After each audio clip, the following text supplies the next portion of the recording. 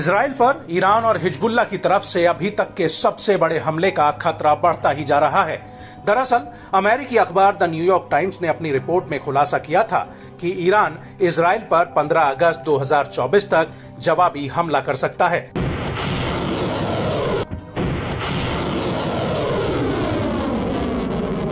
लेकिन इस सब के बीच इजराइल के उत्तरी बॉर्डर पर हिजबुल्लाह ने कोहराम मचा रखा है और अब ऐसा लग रहा है कि इजराइल के ऊपर ईरान और हिजबुल्लाह की तरफ से डबल अटैक होने जा रहा है।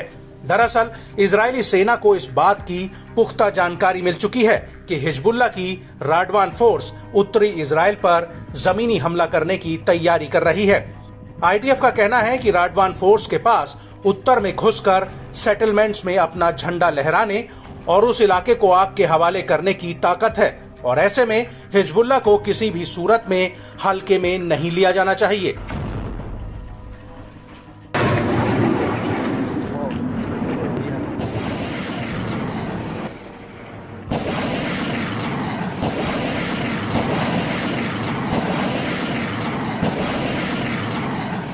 लेकिन इजराइल पर कोई बड़ा हमला करने से पहले हिजबुल्लाह हर सेकंड में उत्तरी इजराइल को अपने हमलों से दहला रहा है और अब इसी कड़ी में हिजबुल्लाह ने हर एक मिनट में उत्तरी इजराइल पर 6 बड़े हमले किए हैं, जिससे इजराइल दहला हुआ है।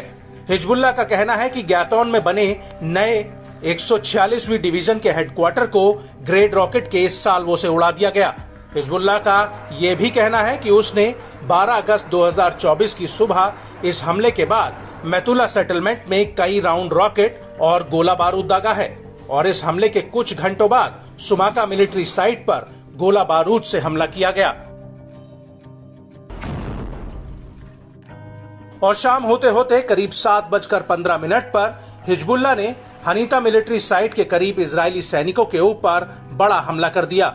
हिजबुल्लाह के मुताबिक इस दौरान अल अलम मिलिट्री साइट पर भी हमला किया गया है और अल मलिकिया साइट पर तो सीधे रॉकेट हमला किया गया, जिससे आईडीएफ को भारी नुकसान हुआ है। वहीं हिजबुल्लाह के इन हमलों के बीच इजरायली सेना के chief of staff lieutenant general Herzi Halevi ने आईडीएफ की एक बड़ी बैठक की है, जिसमें उन्होंने कई मोर्चों से युद्ध की योजना को मंजूरी दे दी है।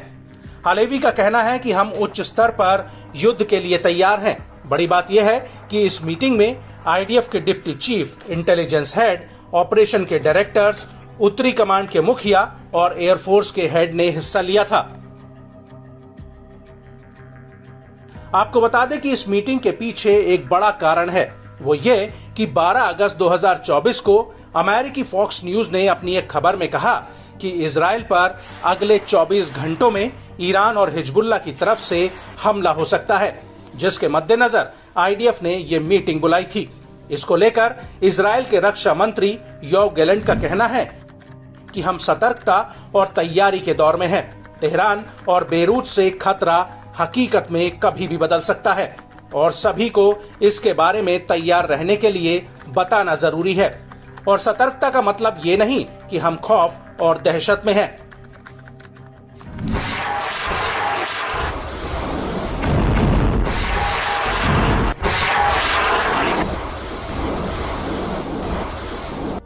वहीं इस सब के बीच ईरान के ऊपर इंटरनेशनल प्रेशर बढ़ता ही जा रहा है।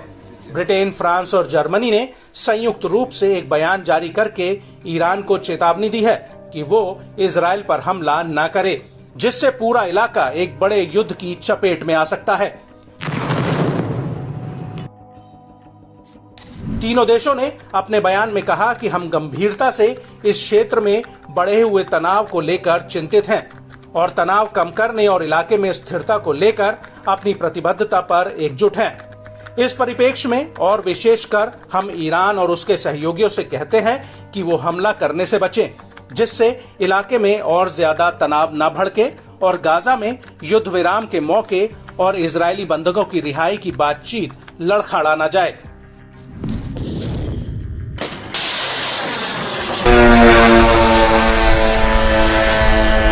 आपको बता दें कि ब्रिटेन, फ्रांस और जर्मनी ने कहा कि अगर ईरान ने इजराइल पर हमला किया तो वो अपने कृत्यों और शांति और स्थिरता को खत्म करने की जिम्मेदारी लेगा।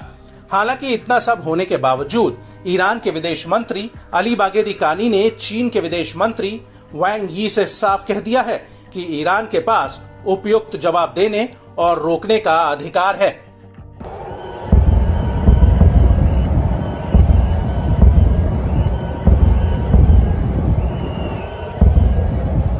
आपको बता दें कि ईरान से बढ़ते खतरों को देखते हुए इजराइल काफी चौकन्ना हो चुका है और ईरानी अटैक को लेकर अमेरिकी अधिकारियों ने भी कहा है कि ईरान की तरफ से इस हफ्ते हमला हो सकता है।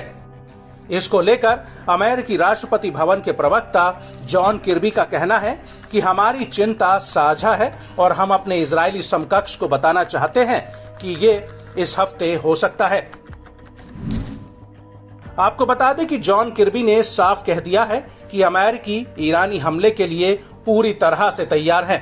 किर्बी के मुताबिक हालिया दिनों में अमेरिका ने मिडिल ईस्ट में अपनी मौजूदगी को और ज्यादा बढ़ाया है और ये मौजूदगी 13 से 14 अप्रैल 2024 को हुई इजराइल पर हमले से भी ज्यादा है। अमेरिका का कहना है कि हम इजराइल के ऊपर दोबारा अप्रैल जैसा हमला देखना नहीं चाहते हैं, लेकिन अगर ये होता है तो अमेरिका इजराइल की रक्षा करेगा।